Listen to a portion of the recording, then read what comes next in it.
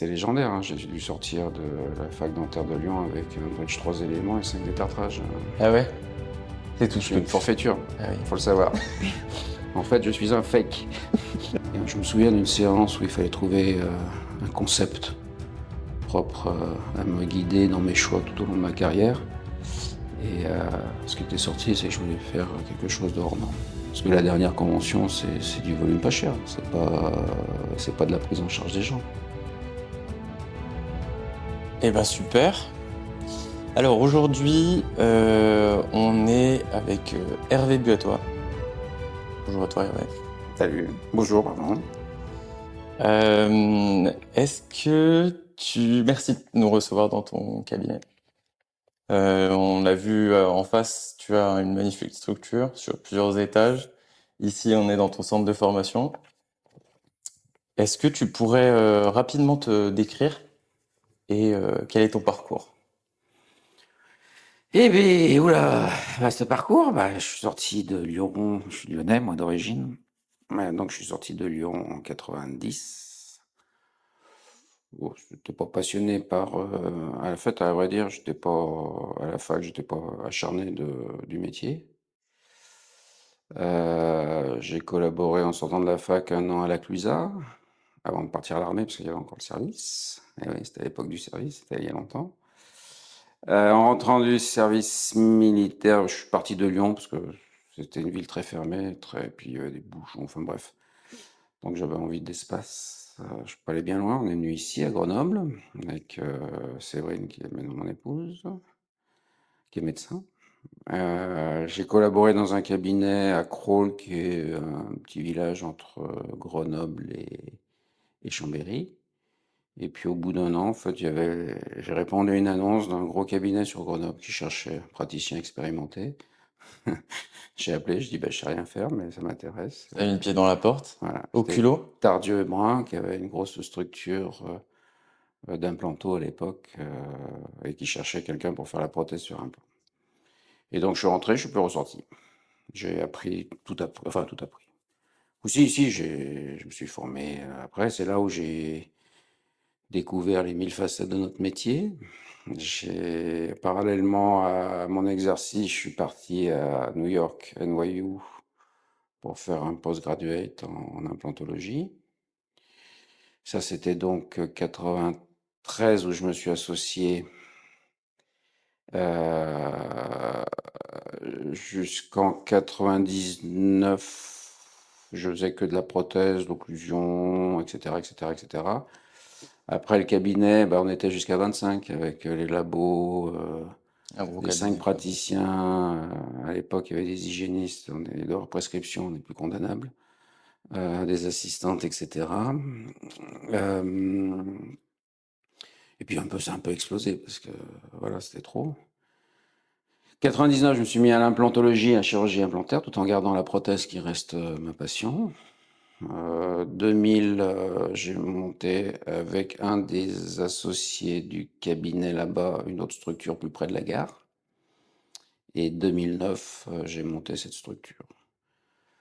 Parallèlement, je me suis mis à donner pas mal de conférences, au début sur la prothèse l'occlusion, puis après en implantologie, puis après j'ai très vite, en 99, commencé à travailler avec le système Straumann et j'ai été pris Dans l'engrenage. dans l'engrenage, c'est-à-dire conférence Straumann, l'ITI.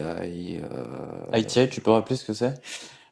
C'est une fondation scientifique qui a été montée initialement par Schroeder quand Straumann, euh, première génération, on est la troisième génération, des ressorts de l'horlogerie s'est mis à l'implanto, Ah ouais? donc 74, 75. Et quand ils ont créé le Bonefit, la première gamme d'implants, il y a eu une collaboration intelligente. Ils ont dit, on veut bien vous aider, Straumann Industrie, à développer un implant, mais nous, on va monter une fondation scientifique, et puis les royalties, enfin je fais simple un peu, hein, puis certainement avec des erreurs, mais enfin la grande ligne, les royalties alimenteront cette fondation scientifique qui est devenue la fondation scientifique qu'on connaît. Alors j'ai plus les chiffres parce que j'y suis plus, mais c'est pas 40 000 Non, mais il n'y en a pas un, quoi, à travers le monde. Dans le monde, ouais. Avec les références scientifiques qu'il y a, les consensus, les ITI Treatment Guide, etc. J'ai été Education Delegate de l'ITI France. J'ai été au board à l'international pour le Scholarship Committee, c'est-à-dire qu'on était 7 internationaux pour attribuer les bourses d'études ITI à des jeunes qui partaient étudier dans des centres universitaires internationaux. Beaucoup de conférences, beaucoup de formations aussi sur Grenoble pour développer le réseau de correspondants, parce qu'à l'époque, ça tournait beaucoup comme ça.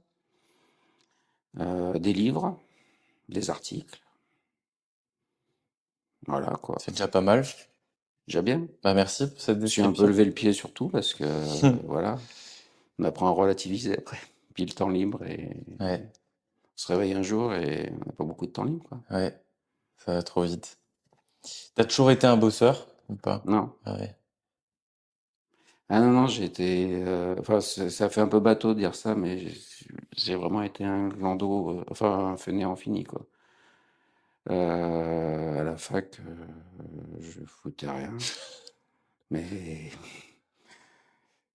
c'est légendaire, hein. J'ai dû sortir de la fac dentaire de Lyon avec un bridge 3 éléments et 5 détartrages. Ah ouais? C'est Je tout ce suis que une tu... forfaiture, Ah oui. faut le savoir.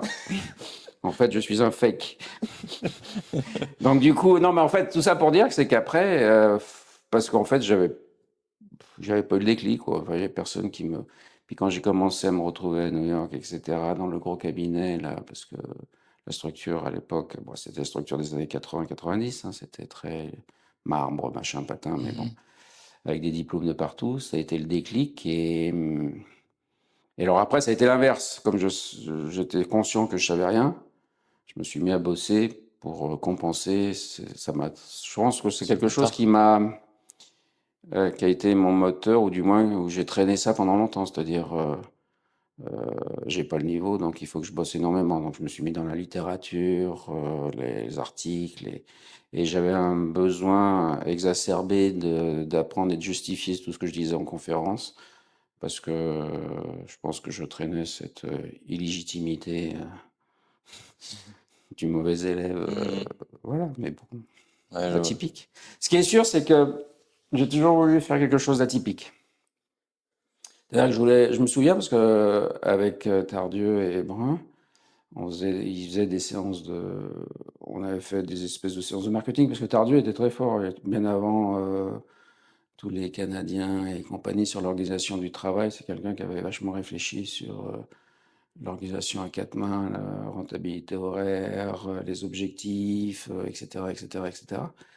Et on faisait au début, donc il m'avait encadré.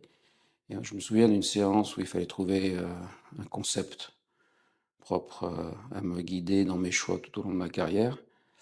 Et ce qui était sorti, c'est que je voulais faire quelque chose de hors norme. Mhm.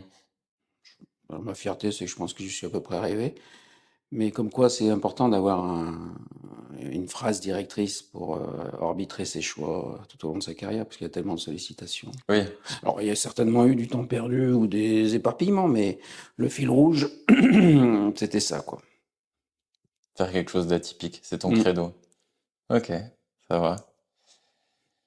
Ça fait quoi de se déconventionner?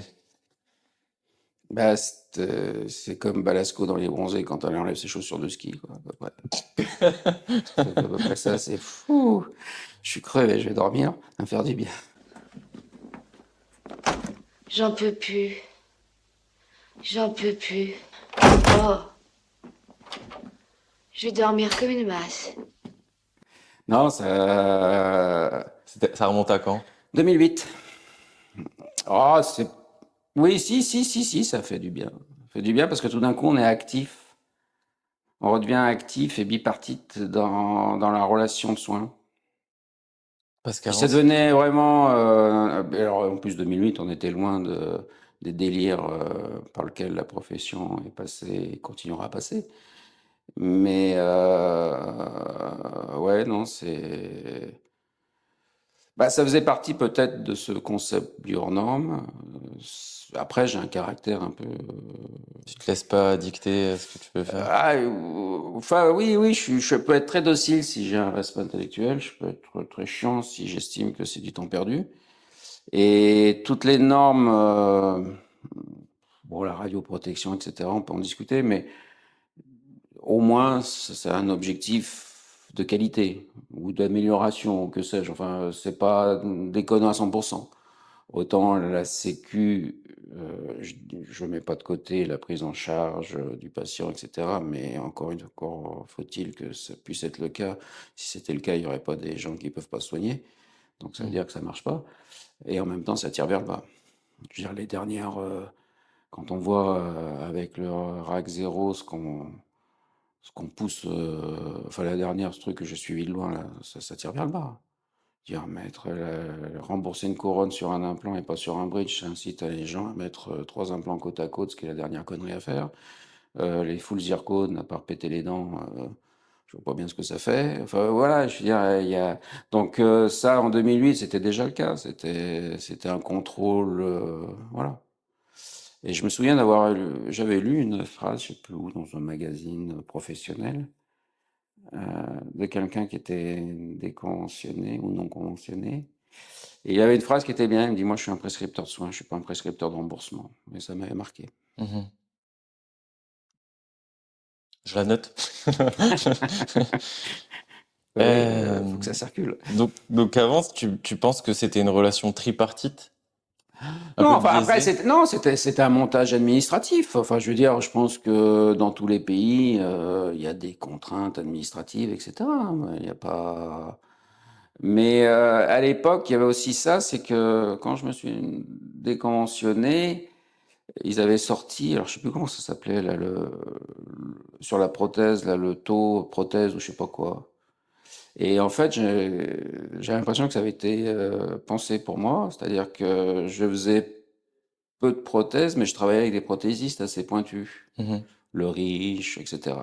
Donc en fait, j'avais une prothèse qui coûtait cher, mais je payais le prothésiste une fortune, hein. Le riche, ça doit être 400, 500 euros Pour la céramique. la céramique, ouais. Donc ça veut dire que je me prenais des taux URSAF, là, voilà, c'était le taux URSAF. Je me avais démonté pour faire de la qualité.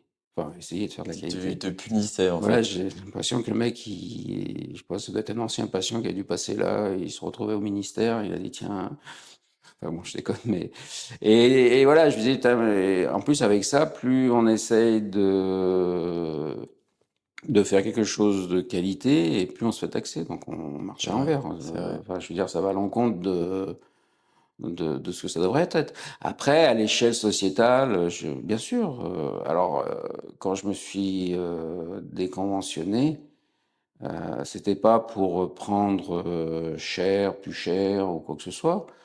Euh, C'était pas pour bloquer, parce que finalement, c'était simplement pour rémunérer chaque acte à sa juste valeur. Parce que finalement, on surcharge. Alors oui, effectivement, on soigne pas tout le monde, mais malheureusement, à part la CMU, ceux qui sont spécialisés dans la CMU, et qui tombent des fois très très bien, Mm. soignent tout le monde. Mais voilà, Mm. moi, j'ai pas une patientèle basée sur le haut du panier. C'est-à-dire que ça peut être la personne qui a pas des gros moyens, mais qui préfère un inlay qu'un plombage. Voilà. Parce que oui, ça dans mon parcours aussi, quand je suis rentré en 93, Tardieu, depuis 89, je faisais plus de plombage, je faisais que des inlayors. Ah oui, Il était conventionné. Et donc moi, j'ai dû faire 3 plombages dans ma vie professionnelle. c'est un confort, hein. Ouais. Oui, non, bah ça, oui, ça va dans le sens où on pense. Après, il y a la technique, et puis plus ça va aller, plus la technicité augmente, plus il y a une dichotomie entre ce qui est remboursable et ce qui est possible. On a fait le tour du cabinet, là, les empreintes optiques, le scanner facial, la mise en charge immédiate. Enfin, je veux Ça va dire, bien. on n'est plus dans le Davier, l'appareil mobile, quoi. Ouais, dans le silicone. Hmm. Voilà. Après, il y avait des choses pour démocratiser la dentisterie. Moi, je pense que la dernière convention, là, au lieu de faire le RAC 0 sur la prothèse, ils auraient monter à 200 ou 250 € l'hygiène avec des critères de validation de la facturation pour reculer la prothèse sur dents naturelles, alors qu'on maintenant avec l'adhésion on fait à peu près ce qu'on veut. Oui, ça allait dans le bon sens. Mmh. Mais rien faire sur l'hygiène qui est un problème de santé publique et qui est le point de départ de tout, et Ça se tient. rembourser des prothèses de plus en plus basses en termes de prix pour faire de plus en plus de volume. Parce que la dernière convention, c'est du volume pas cher, c'est pas de la prise en charge des gens. Mmh. Ça, tu Voilà. dois plus savoir, mais on en parlait justement il y a pas très longtemps. Le Stélite, il est, Je facturé plus cher que la prothèse complète. Ça veut dire qu'il y en a certains qui conservent volontairement des dents qui devraient être extraites. Mmh. Et puis à l'inverse, il y a de la surconsommation de prothèses parce que quand c'est tout remboursé, le patient, enfin, on a vu les scandales là des centres, Ouais. c'est basé là-dessus. Donc voilà, après c'est un problème complexe, hein. L'État fait ce qu'il peut, ou comme il pense devoir Je faire, pense que c'est ça. C'est pas des dentistes qui sont non. là-haut. Et c'est quoi l'ergonomie pour toi? Dans un cabinet, j'entends. Sérénité, efficacité, contrôle des coûts. Mmh. J'oublie rien? Non, Non? je pense qu'on est bon. J'aimerais qu'on parle un petit peu du protocole Coca. Ah ah. D'accord. Merci. C'est ton livre? On va le montrer. Tu peux le montrer aussi. Tu l'as écrit en quelle année? Il est sorti, l'année dernière. L'année dernière. Attends, ouais, c'est ça, l'ITI de De Bordeaux, Bordeaux? c'était C'était en l'année juin. dernière, ouais. Donc il est sorti en juin. Deuxième livre. T'en es fier? Oui. Un livre, c'est de la fierté, parce que c'est, que ça soit le premier encore plus. Le premier, c'était du fondamental pur. C'était 1500 articles que j'ai lus. C'est 1 an et quelques d'écriture, 1 an de maquette, de relecture. Et puis ça, bah, là, j'étais très fondamentaliste. Et là, je suis riche de Pratique. ce fondamental. Je suis parti sur, enfin, on est parti sur de l'innovation technologique et conceptuelle, en s'appuyant quand même sur la biologie qui, elle, change pas. Donc finalement, c'est 2 livres complémentaires. Et oui, on en est fiers parce que bah, les écrits restent. Ouais. En toute humilité, je fais partie, Ton héritage. voilà, d'avoir écrit 2 livres dans ma carrière professionnelle. Tu penses t'arrêter là? Ma femme m'oblige à m'arrêter là, oui. Non, je rigole, ouais, ouais, si, parce que le problème, c'est que, on parlait du monde qui vient de plus en plus vite, qui est de plus en plus rapide, et les livres, c'est plus d'actualité autant d'Instagram, quoi. Mmh. Et donc le retour de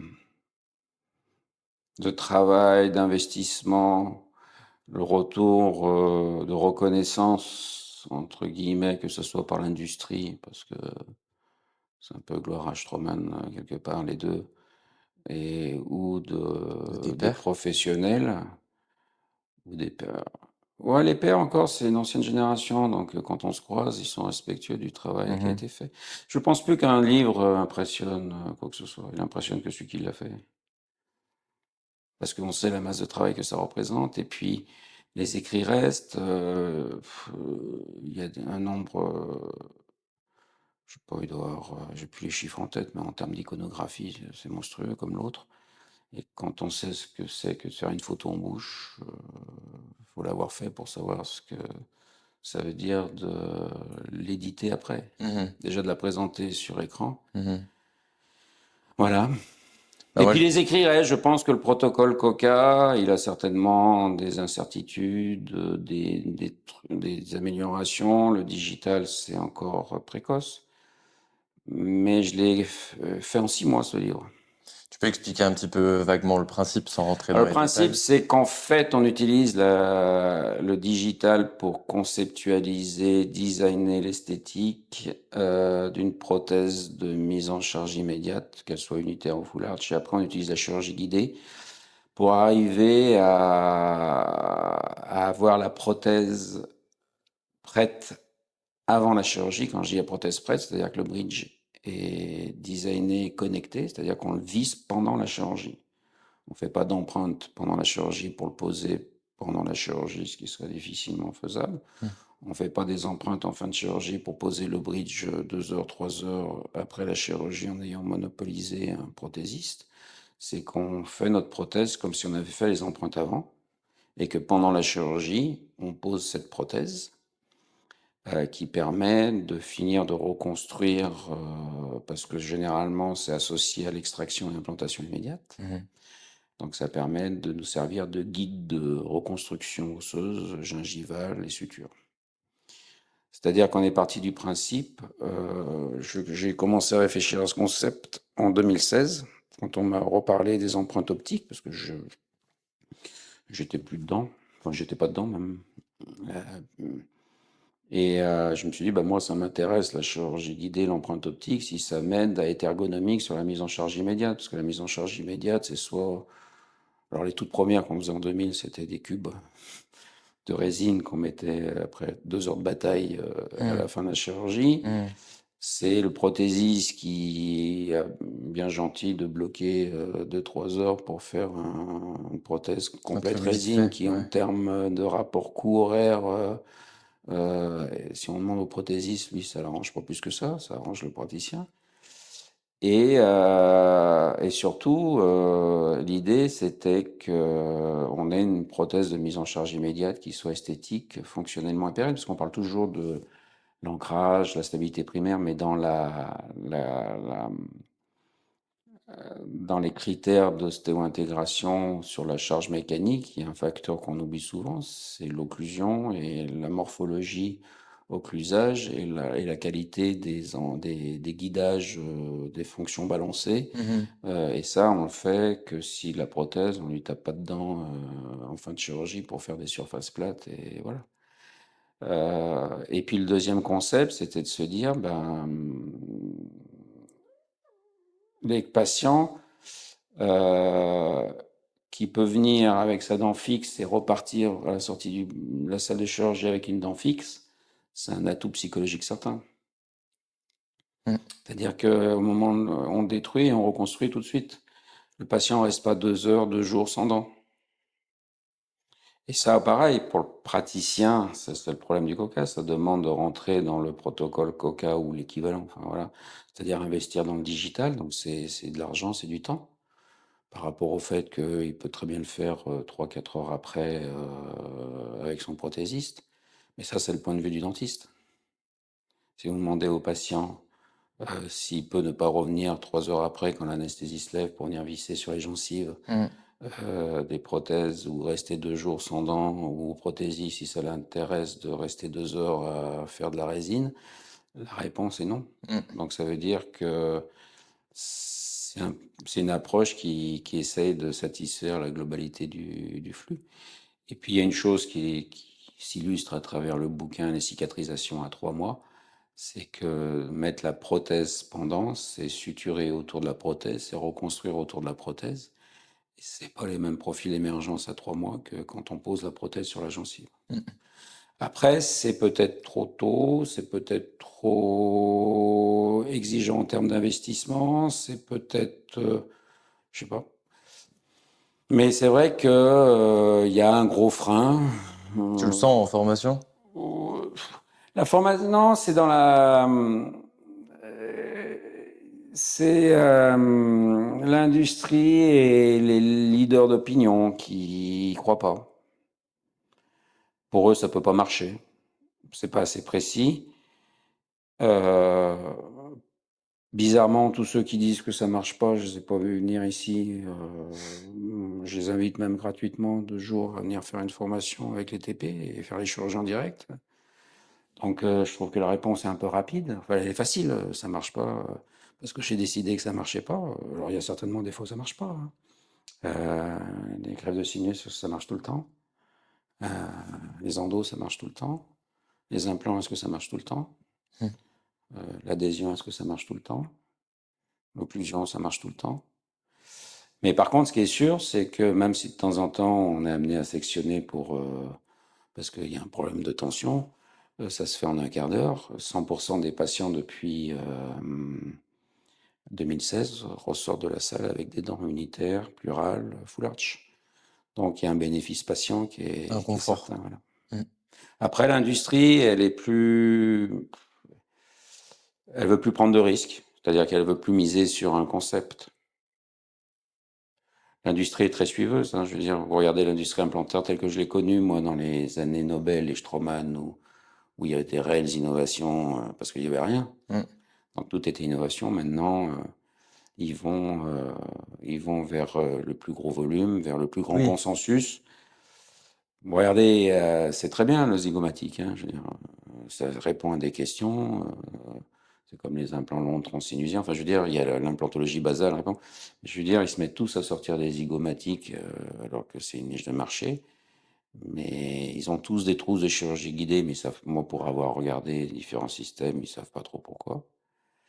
Et le concept clinique les intéresse pas. Donc c'est écrit. Peut-être Faut le que lire. dans 5 ans, ça sera toujours On se inconnu. rappellera Peut-être d'Hervé. on Il avait raison. criera. Et le fait est que pour rendre, parce que je suis très attaché à l'honnêteté intellectuelle, j'ai d'autant plus de mérite de dire que ça marche que un des premiers à avoir ouvert les portes de la mise en charge immédiate et qui maintenant standardise pratiquement le définitif au moment de la chirurgie, ce qui alors là est un autre pas et sur lequel on est en train de le faire nous aussi, c'est notamment Dimitri Pasquale, qui est un maxillo, et Jérôme Weiss, prothésiste, Chorus Lavertouze. Donc, si je veux dire, si j'ai avancé là-dessus, c'est que j'ai aussi des personnes qui m'ont ouvert les portes. C'est-à-dire que j'ai d'autant plus de confort à dire ça marche et que ça sort pas de ma tête. Après, ils t'ont reçu. Enfin, moi, j'ai fait ma façon, j'ai fait mon approche esthétique, mais j'ai intégré le smile design. Enfin voilà, j'ai mis ma patte et j'ai standardisé, j'ai mis un protocole digital complet. Mais ce qui me rassure, c'est qu'il commence à avoir plus en plus d'équipes qui commencent à se dire ça marche. Mais la chanson courante, pour l'instant, c'est que c'est pas possible. 2016, je pense quand même que tu étais avant-gardiste, parce que je le vois de plus en plus, mais avant. Ah ouais. Alors attention, en 2016, on ne connectait pas, on rebasait à minima en bouche. C'est-à-dire on mettait sur nos implants, on faisait nos extractions multiples, on mettait nos 6 implants pour un full arch. On mettait, comme tout était designé, on coupait les coiffes provisoires à la bonne hauteur, on mettait un opaque dessus.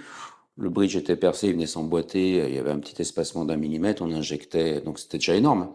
C'est-à-dire que ça prenait un quart d'heure, 20 minutes. Là, pour le coup, on était peinard. Après, quand Jérôme avec Dimitri on dit on connecte avant, ça m'a un peu énervé, donc je me suis mis à connecter. On a commencé sur des hold-on forts, etc. De temps en temps, ça marche, de temps en temps, il y a des tensions, de temps en temps, c'est pas 100% à fond, mais je veux dire, encore une fois, arrêtons l'hypocrisie. Pour travailler avec beaucoup de dentistes et voir des radios, le nombre de fois, il y a des bridges définitifs qui sont pas à fond. Enfin, je veux dire, bref. Donc, sur une phase provisoire, voilà, il y a certainement des choses perfectibles, mais il y a, voilà, je veux dire, on peut commencer à l'intégrer pour les patients parce que, encore une fois, le patient, lui, il repart avec des dents qui tiennent et les implants tiennent. C'est tout ce qui l'intéresse, lui. Après, s'il y en a un qui est pas à fond, on le gape, on le saute, on le charge pas. Celui qui est pas assez stable, on le charge pas. S'il faut couper à un moment donné sur 10 cas, il y en a 3 qu'il faut couper pour faire une petite connexion en résine. Je veux dire, on sait tous, ça prend 10 minutes de faire une connexion résine. Enfin, je veux dire, non, il y a un frein, et puis il n'y a pas d'accompagnement. Mais voilà. Donc, d'où le livre. Je me suis dit à un moment donné, l'avenir dira si on avait tort ou raison. Si on avait tort, on avait tort. Si on avait raison. C'est pas plus compliqué que ça. Quel est le coût le plus élevé dans un cabinet pour toi? Les charges fixes. C'est-à-dire locaux, le matériel, le personnel. Le consommable, ce qu'on appelle le consommable, c'est indexé sur la production. Comme c'est les frais fixes qui sont le poids incontournable du cabinet, chaque heure passée au cabinet consomme du frais fixe. Hein? Si on fait rien, il n'y a pas de frais consommables. Si on fait rien, il y aura du frais fixe. Donc c'est le coût horaire du cabinet, c'est l'heure passée au cabinet. Donc il faut, on parlait d'ergonomie. L'ergonomie, c'est comment maximiser la durée d'un acte, non pas en allant vite pour bâcler entre guillemets, non pas en essayant de trouver les matériaux les moins chers pour faire des économies de consommables, mais comment faire que un acte se fasse rapidement, mais avec sérénité et qualité, pour stabiliser. Le protocole COCA, un patient qui rentre où il y a 7-8 dents à extraire, 6 implants à mettre, le bridge complet à faire de l'aérogé avec le PRGF, la membrane, les sutures, etc. C'est en moyenne 2h30, 2h40. Prothèse faite. Et je vous parle pas du définitif qui arrive. Donc là, c'est l'exemple type, et on pose des implants Strom, KSI, je ne vais pas faire de la pub, c'est la bombe. Enfin, je veux dire, on reste sur des produits dits premium, Gali. Vous avez vu la structure, le matériel, j'ai 2 assistantes en chirurgie. La prothèse est connectée sur les embasses titane des définitifs. Oui, ce n'est pas des piliers provisoires. Les bridges sont faits en résine PMMA usineuse, Evotion, Evoclair. Ouais, enfin, il y a.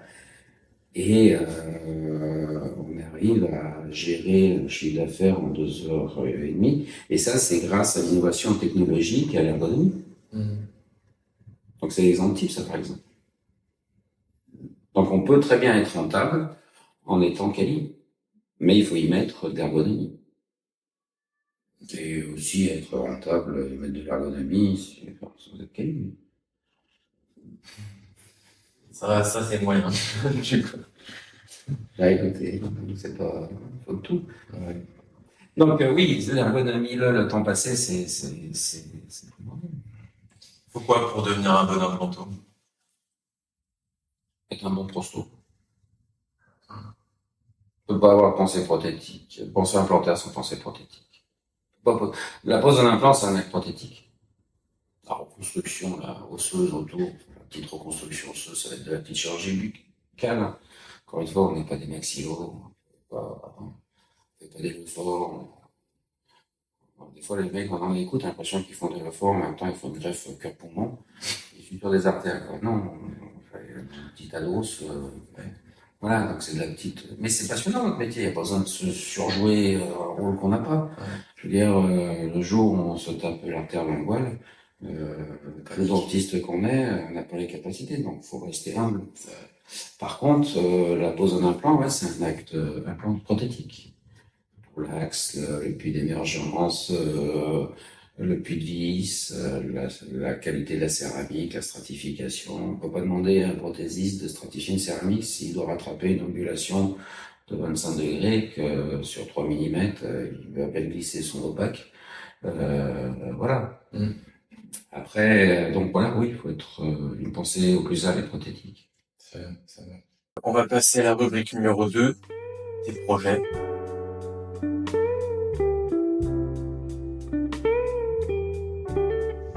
Tu vois ton futur dans 5 ans? Bon, j'en ai 58, 59. Oh, Provence au milieu des vignes. C'est bien ça. Beau projet. Ouais. Tu ne vois plus du tout dentiste.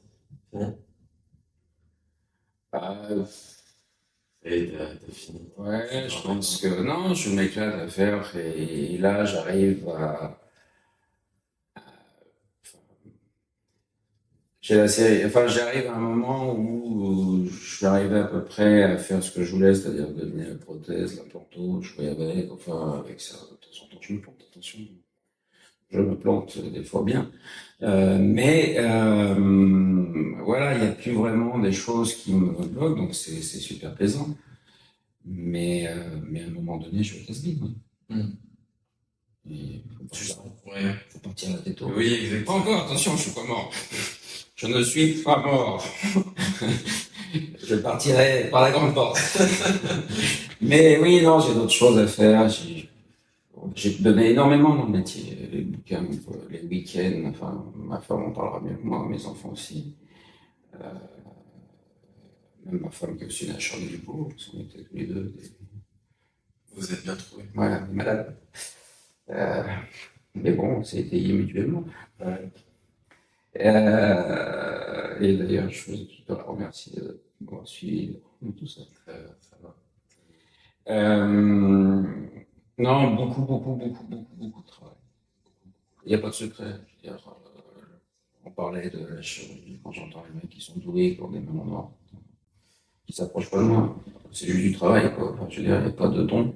Il y a des heures et des heures et des heures de travail, de remise en question, de pourquoi je me suis planté, de qu'est-ce qui, voilà. Se parler franchement à soi-même. Après, on raconte ce qu'on veut sur l'environnement, ça c'est humain. Donc oui, arrêtez, parce que je suis un je reviens, moi, mes premiers amours, je suis une feignasse, hein. Je suis un contemplatif, moi, je peux rester des heures à regarder une vigne et rien faire. Euh, J'adore rien faire. Non, non, mais c'est vrai. Il y a eu un mot, j'ai adoré bosser parce que j'avais des choses à prouver, mais je ferais pas ce métier jusqu'à 70, 72 ans. Non. Tu vois pas. Non, 65, 66 ans. Après, j'ai un jeune associé, j'accompagnerai, euh, pour qu'il y aura un junior qui rentrera quand il deviendra senior. C'est-à-dire que c'est un enfant, ce cabinet, donc je vais le laisser propre, avec une belle relève, etc. Ça sera mon dernier parcours.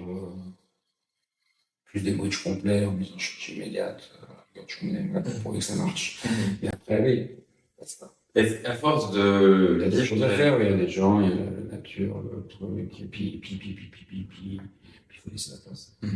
à force de recherche scientifique, de Lecture scientifique, recherche, non.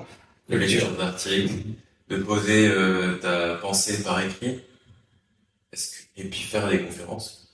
Est-ce que au bout d'un moment tu relativises pas sur toi, sur ton travail, sur juste la position qu'a le dentiste, Bien sûr. comme tu le disais tout à l'heure. C'est aussi la dernière ligne, c'est-à-dire que je résume ça, j'ai fait le tour des numéros de claquettes. Parce que les conférences, c'est des numéros de claquettes. Ils prennent des gens avec des égos développés, ils savent faire l'industrie. Hein. C'est ça. Voilà. Mais bon, il y a un moment donné, c'est un besoin. Hein. Il y a une phase de réalisation, il y a une phase de consolidation, puis il y a une phase de relativisation. Moi, je suis dans la phase de relativisation. C'est bon, t'as assez donné. Voilà, je sais donner. Puis, ce que j'ai pas donné là, je le donnerai pas. Enfin, je veux dire, si les messages que j'ai pas pu faire passer ou ce que j'ai pas pu faire, réfléchis, ça passera pas. Ouais. Non, puis, oui, il y a quand même, on est dans le show, hein, les conférences, c'est du show.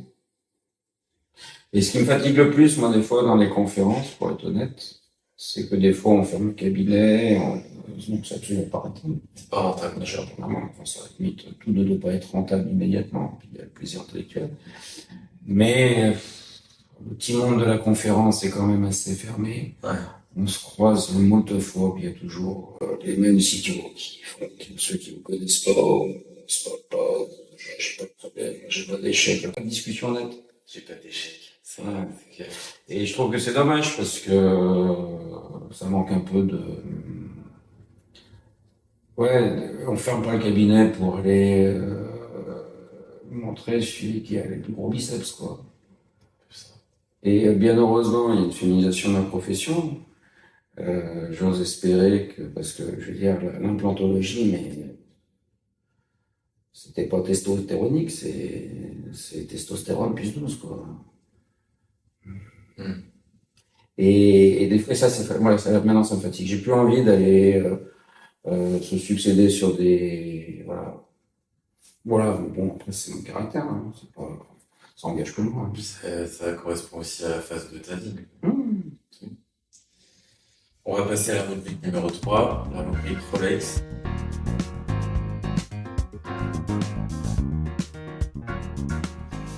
Combien ça coûte tout ça? Les cabinets. Beaucoup d'argent. Ouais. Beaucoup d'argent. Oui, beaucoup. Après, tu veux un chiffre clair? Si tu veux, après, on n'est pas obligé. Je n'ai pas additionné, mais enfin, les grosses structures comme ça, tout le matériel additionné, le leasing, c'est 1 million et quelques d'euros. Ouais. Puis ça s'arrête jamais, c'est-à-dire que Ouais. c'est le leasing, tu dis cette année, allez, j'arrête, je te viens, et puis je vais prendre un truc à 40 000 de leasing. Voilà, bon, c'est comme ça. Donc ça veut dire que ça demande de la gestion. Le problème souvent, c'est que on voit que ce qui brille, mais on voit pas l'arrière du décor. Ouais, c'est vrai. Le cabinet, moi je le trouve beau, mais il a coûté très cher. Hein. Il a coûté très cher, il a demandé beaucoup de travail, beaucoup de temps, puis c'était de l'argent qu'on prenait pas en perso. Voilà, bon. Puis bien, on va rester décent. Donc il n'y a pas un souci là-dessus, mais voilà. Mais c'est un plaisir parce que c'est 10 un jour, voilà. Magnifique. Moi, c'est pour venir et récupérer mon papier, le tailler 23 fois. Je vais faire des pizzas. T'es dentiste à Pizzaïolo. Ouais, pourquoi pas. Je vous vois une petite épicerie dans un village provençal. Ouais, carrément. Tu vas dans l'adresse. Ça, ouais. Il y a un copain en Provence, dans un petit village. Ok. On va se voir un petit dinguette. Ça va, hein. C'est bien. Après, c'est plus le même C'est stress. chose de moi. C'est plus le même stress. Ouais, c'est toujours basé sur les rencontres humaines. C'est cool. On a parlé de combien ça coûtait. Est-ce que derrière ça, quel est le chiffre d'affaires que tu arrives à dégager grâce à ça? Seul, je tournais à 1,2 million, 1,3 million, 1,1 million, ça dépend des années. Nico est rentré depuis 4-5 ans. L'objectif, c'est d'arriver là, on devrait y arriver à 2 millions. L'objectif, c'est 2,5 millions. Alors, mais elle est assurée à 2 millions. Ça fait. Je sais pas. Après, les chiffres, oui, il y a des structures. Alors après, on n'est que deux. Hein. Il y a des structures qui tournent à 5-6 millions, mais Ouais. qui sont à 4-5. Je trouve que si on fait 2,5 millions, ça veut dire que j'étais à 1,2 et que je prends un jeune que je suis capable qu'il est capable surtout. Arrête ton paternalisme. Qu'il est capable de faire le même chiffre que moi, on arrive à 2,5 millions, c'est bon. J'aurais fait le job de transfert. Ouais. Qui sera basé avant tout sur le travail de mon associé aussi. Mais il aura gagné des années de détails, de raccourcis, voilà. Nicolas, faut le savoir, est sorti de la fac et n'a jamais été conventionné. Ouais. Ça, je sais. Ça, je pense que c'est pas donné à tout le monde. Ouais. Et lui, il se rend compte de ça? Je pense, oui, je pourrais lui demander. Je pourrais l'interviewer. C'est lui qui parlera mieux du cabinet. On va passer à la rubrique numéro 4. Au fait, docteur.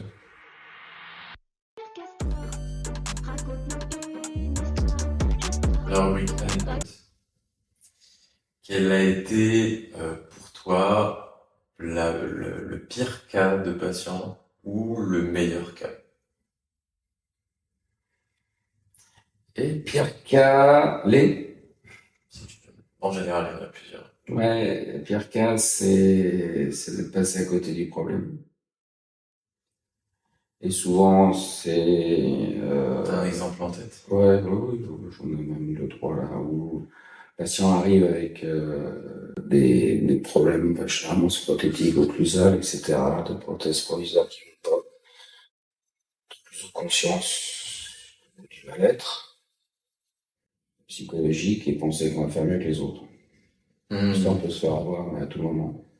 Et c'est l'ego qui parle. Ouais, c'est 2 ans de provisoire, pour finir c'est un échec, et puis le patient est certainement allé chercher ailleurs,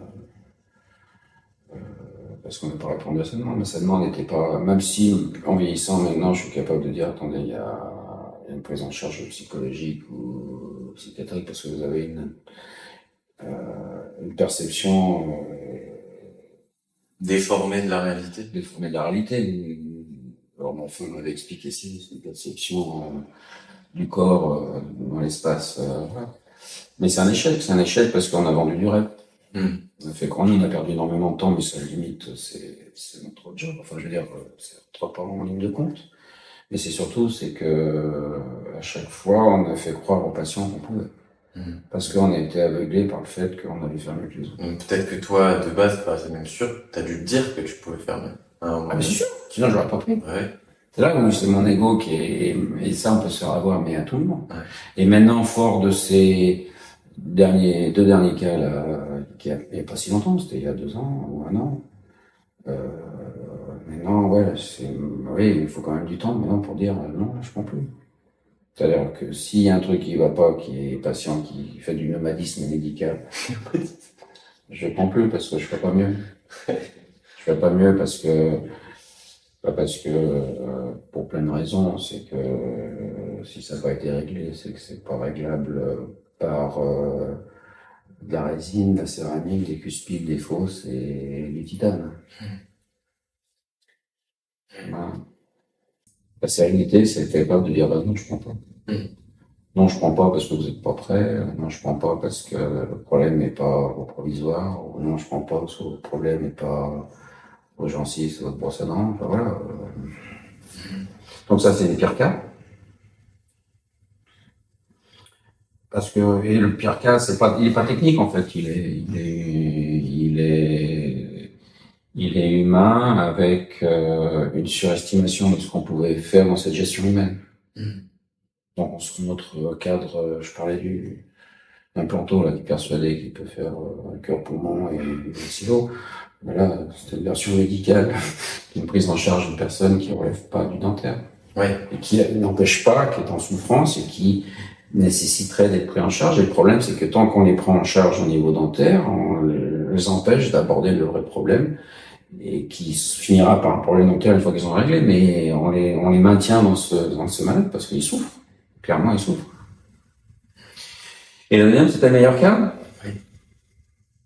J'ai une patiente, elle est dans le livre. J'ai mis sa phrase.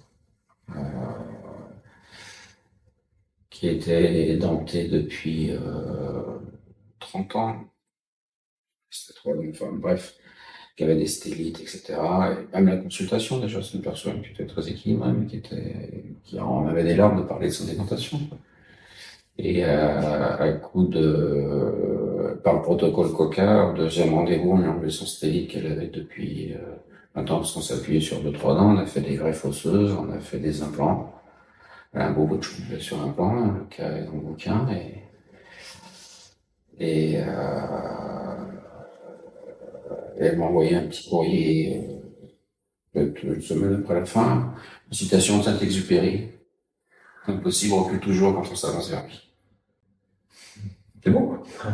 Et puis une autre patiente aussi, une aide-soignante que j'avais pris dans le cadre du campus, on lui avait refait les dents en haut. Les gens ils peuvent être odieux. Oui, comme ils peuvent être extraordinaires. Et c'est émotionnel, c'est-à-dire que c'est même pas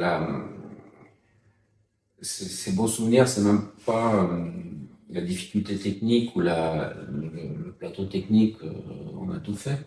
C'est la réception de ce qu'on délivre et qui tout d'un coup transforme la vie des gens. Voilà. Ça peut dégoûter d'avoir des réactions négatives. Non, c'est émotionnel, c'est-à-dire qu'il faut être lucide, c'est-à-dire que le patient qui vous dit c'est génial, c'est super, c'est machin, c'est émotionnel, c'est pas factuel, je sais pas si vous êtes génial. Donc il faut être suffisamment lucide pour dire que dans un sens comme dans l'autre, c'est un vécu par rapport à une gêne donnée du patient qui est son vécu, et nous on est des techniciens et on ne doit pas s'approprier ce vécu, qu'il soit positif ou négatif. Comprendre ses demandes et juste à répondre techniquement à ces demandes. Moi, je vois les patients maintenant vieillissants, qu'est-ce que vous feriez? Vous expliquer, en traitement, 3 quarts d'heure de consultation, moi. Et oui, machin, latin, et qu'est-ce que vous feriez à ma place? Oui. Je répète, on va faire, parce que des techniciens, c'est tout. On pose sur la table ce qui est possible de faire, et le patient dispose. Et il choisit. Faut pas s'arroger, ni penser que pour ce patient, c'est pas possible pour lui, financièrement, quoi que ce soit, ou, oui, faire des pré-choix. On en parlait la première fois qu'on s'est eu au téléphone, tu nous disais que on est que du tertiaire. Mais du tertiaire. Quand vous avez sur un traitement implantoprothétique ou prothétique, même pas 5%, 10% qui est remboursé, ça s'appelle du tertiaire. On doit se vendre, Malheureusement, oui. malheureusement. Même si c'est de la santé. Ah, malheureusement, oui, il faut se vendre. Il faut se vendre, et c'est là où l'ambiguïté intellectuelle est là. Il faut se vendre parce qu'on pense qu'on a la bonne réponse technique, qu'on a la bonne compétence et qu'on a le bon geste. Faut pas vendre du rêve. Faut pas survendre. Mais il faut se vendre. Et malheureusement, dans notre métier, ceux qui tournent bien, c'est ceux qui vendent bien. Vous pouvez être très bon à pas savoir vendre et vous allez végéter, ce qui est complètement injuste. Et être pas très bon, mais très bien tourné parce que vous vendez beaucoup. Ça, on a tous des exemples. Oui. Voilà. Donc, ça veut dire que notre métier, le problème de notre métier, c'est que entre une dentisterie bien faite, une implantologie, on va dire dentisterie bien faite, l'implantologie fait partie de la dentisterie, une dentisterie moins bien faite, voire même mal faite, parce que des fois, c'est clairement iatrogène, c'est vraiment voulu. Enfin, oui, si, c'est voulu, je veux dire, c'est clair que c'est de la merde. Le patient, il va s'en rendre compte 1 an, 2 ans, 3 ans après, ou il va pas s'en rendre compte. Donc, c'est ce qui fait que, voilà, quand vous êtes dans certaines spécialités médicales, la sanction est immédiate. Nous, elle est éventuellement différée. Ouais. Enfin, elle est éventuelle, mais certainement différée. Sauf si c'est une grosse connerie, c'est immédiat. Enfin, bon, puis après, il y a l'erreur. On peut se planter. Enfin, je veux dire, pour ça, on a des assurances. Enfin, je veux dire, on n'est pas des faiseurs de miracles. Hein. On peut se planter. Il faut des conneries, j'en ai fait. Voilà. Et tout, c'est d'assumer. Ouais, c'est vrai. Le patient, des fois, va être plus sensible à la gestion de votre échec. Ok. Je me suis planté. Voilà. Ok. Là, Et le patient va dire avec toi, mais machin, et il va vous accompagner. C'est-à-dire, vous restez derrière. Mais on va Voilà. subir, On va faire corriger, et moi, souvent, ça arrive sur une carrière, mais plus que d'une fois, quoi. Et c'est la gestion de l'échec qui va faire souvent, des fois, plus fidéliser les patients que. Et limite, il rentre, il vient, vous avez dit, bah, je vais vous mettre une centrale sur un plan, ça va être joli, etc. Vous mettez la centrale sur un plan, c'est joli, mais c'était le deal. Il va pas tomber à genoux devant vous. Merci de m'avoir pris de l'argent pour remplir votre deal. C'est Ouais, vous pouvez être content, il me demande l'aventure. Par contre, merde, il y a une grosse récession, ça n'a pas tenu. Et puis vous l'accompagnez, il va dire quoi qu'il en soit, s'il faut 3 interventions, on fera les 3 interventions, mais vous repartirez avec une dent, là, tout d'un coup, oui. Ok, ça va. On va passer à la question des auditeurs.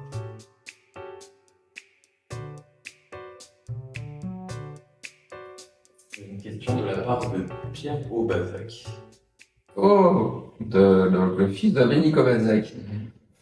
Il me demande, ne penses-tu pas que la publication de cas cliniques sur Instagram transforme et risque d'écarter le praticien de l'objectif, d'être centré sur les besoins du patient et non sur les besoins du plus beau cas Instagrammable? Bien sûr. Instagram, c'est certainement, on en parlait en introduction, enfin en off tout à l'heure. Je suis pas la génération Instagram, mais j'ai rien contre l'innovation technologique, hein, je veux dire, prouver. Le cas clinique Instagram, c'est la pire chose qui puisse arriver à notre profession. Ah ouais? Je pense. Parce qu'il y a déjà des choses aussi un peu. Oui, à condition qu'il y ait un cadre. Enfin, je veux dire, c'est de l'instantané. Alors non, mais il faut lui mettre à sa juste place, c'est-à-dire que ça soit en train de se substituer à la publication, aux articles, à la conférence, au déroulé intellectuel, c'est dramatique. Ouais. Et c'est ce que c'est en train de se passer. C'est ça que tu vois. Oui, pourquoi? Bah, parce que c'est plus simple. Je veux dire, vous faire sortir un article à l'international, une peer-to-peer review, c'est 2 ans, si tout va bien. 2 ans maintenant, c'est notre vie. Donc le cas clinique, quel était le contexte? Qu'est-ce que ça va donner dans un an? Quel a été pour un cas, à propos d'un cas? Enfin, je veux dire, moi, j'entends que c'est pas sûr que ça marche au cas. On a plus de 200 et quelques cas. Il y a 60 cas dans ce livre. Puis des fois, on voit sur Instagram un cas, parce que ça va vite, c'est du prédigéré. Voilà, c'est du prédigéré. C'est du prédigéré. Et ce que je reproche des fois, et ça, c'est soutenu aussi par l'industrie, mais qui est là pour vendre. Donc eux, à la limite. Eux aussi, c'est des. Ah bah oui, parce qu'eux, ils se servent de ça et ils poussent à ça parce que ça va beaucoup plus vite. Donc il y a des ventes, dire qu'il faut se former, qu'il faut lire tel article, qu'il faut que s'il y a une courbe d'apprentissage, ça les intéresse pas. Dans les formations qu'ils veulent soutenir parce qu'il n'y a pas une vente directe derrière mais qui peut être entendable parce que eux, pour le coup, ils sont là pour faire du business. Bah, nous aussi, mais on a quand même des trucs. Donc oui, le cas Instagrammable on ne sait pas ce qui se passe avant, on ne sait pas ce qui se passe après, il n'y a pas toutes les photos. Donc je vois sur Instagram moi, des extractions multiples, des implants, pourquoi pas. Je vois des kilos de greffe gingivale de classe 1 de Miller, où le mec recouvre, la femme retrouve le recouvrement à 100%. On sera en deuxième année dentaire, même moi qui n'y étais pas beaucoup. Classe 1 de Miller, c'est 100% de recouvrement. Donc on greffe sur Instagram des récessions de 2 mm avec de kilos de gencives kératinisées apicalement. C'est pas la vraie vie. Si vous faites ça, je veux dire, le cabinet, il faut ouvrir le dimanche. C'est pas l'objectif. Ça fait partie du moment, il faut faire rêver un peu les gens, les praticiens, que ça, j'en sais rien. Mais que ça soit un complément, bien sûr. Bien sûr. Ça s'inscrit dans un marché, en fait. Voilà, et un marché, voilà. Mais que ça devienne la référence maintenant du bankable pour les conférences. Ah ouais. Je pense que faut être. On est bankable maintenant pour l'industrie si on a des followers. J'ai pas de followers. Tiens, ben voilà. L'échec de ma vie. Le cas d'échec. I have no followers. Ça n'empêche qu'il y a derrière toutes les conférences. Et le problème, c'est qu'il faut que j'écrive les followers à la main, alors que ça s'affiche en chiffre automatique, c'est pratique. Alors, on va passer à la dernière rubrique, la rubrique héritage. Qu'est-ce que tu voudrais donner comme conseil aux futures générations qui voudraient se lancer ou qui viennent à peine de commencer leur carrière? Patience, humilité, travail, parce que il y a bien une justice dans ce bas monde, c'est que ça paye tôt ou tard. Ouais. Et l'argent, il arrivera, surtout qu'on est dans des professions, je veux dire, moi, je veux dire, sincèrement, un gamin m'aurait dit que, sincèrement, je gagne bien ma vie, mais je suis pas industriel, et je suis pas non plus une gamme des plus gros cabinets dentaires. Mais voilà, on m'aurait dit gamin que j'allais vivre et gagner ça, je signais, donc l'argent il est là. C'est acté, notre profession gagne de l'argent. D'ailleurs, c'est peut-être un problème, mais là on gagne 2 fois trop. 2 fois trop. Des fois, enfin pas 2 fois trop, mais des fois trop, parce que ça sclérose l'appétit. Pour certains, ouais. Il faut pas Donc, se laisser. pas le gain immédiat, non. Voilà. Et puis, ne pas se mentir. Tu as commencé par la patience. Tu penses que c'est la première vertu de l'enfant? Patience, Bah, après, moi, encore une fois, comme c'était acté que j'étais nul, j'avais tout à construire, donc T'avais pas d'autre choix que des choses. je n'avais pas, voilà. Moi, j'avais pas d'ambiguïté Ouais. là-dessus. Mais rétrospectivement, ça a aussi été ma force, je pense. C'est-à-dire la frustration. Enfin, il faut de la frustration. Je sais que ça devient un gros mot maintenant, Ouais. mais je reste persuadé que la frustration est le moteur idéal. Et voilà, quoi. Ça te pousse à te dépasser. Ou du moins à avancer. Ouais. Ok. Bah, merci beaucoup Hervé pour ton temps. Bah, c'est moi pour votre venue et votre intérêt que vous portez. Ça fait toujours plaisir d'avoir l'avis au retour de quelqu'un qui a de la sagesse. Pour ça, je sais pas. Ouais. J'ai plus maintenant de sagesse là-dessus. C'est parti. C'est un petit moment à la profession, quoi. Oui, T'as un peu vu tout l'envers du décor aussi des conférences. c'est clair. Oui, oui, oui, non. Oui, oui, là, de ce côté-là, oui. Et bah, bonne continuation du coup pour la suite, pour les projets que... Oh, bah moi, je suis. Dans le Non, sud. jamais, moi. Un homme sans projet est l'ennemi du genre humain. Je sais plus qui c'est qui avait dit ça. Et puis du coup, si tu veux donner peut-être les contacts pour ta formation, pour le campus. Oui, bah après, c'est Campus HB. Taper sur Internet pour trouver les coordonnées, etc. Campus HB, on mettra les liens en description. Ok. Bien que c'est la formation, je pense ça pour en parler beaucoup, ça devient compliqué. Les gens ne se déplacent plus. Ça, c'est peut-être aussi l'effet Instagram. Ouais, tu peux tout avoir en ligne. Enfin, tu penses tout avoir en ligne. C'est vrai. Mais bon. Je suis encore allé voir, moi, au fin fond du Portugal. Enfin, pas au fin fond du Sud, au fin fond du Portugal. Jeune, de brillantissime, j'ai appris plein de choses. C'est pas bien. Bah, c'est bien de pas avoir l'ego mal placé, de dire qu'on peut apprendre de Ah bah tout le oui. monde au final. On apprendra toujours tout le monde, ça. Dire, Et le problème, souvent, c'est que je vois, moi, des fois, il y a des gens qui viennent, qui sont pas là pour écouter, ils sont là pour Critiquer, critiquer ou penser qu'ils ont raison. Et ça manque d'écoute, des fois. ça doit être pénible ça. Ouh, pas chacun. Mais c'est vrai que des putain, bah, lui, il va pas sortir enrichi. Il a perdu son temps. D'accord. En tous les cas, merci. Puis bon, Merci.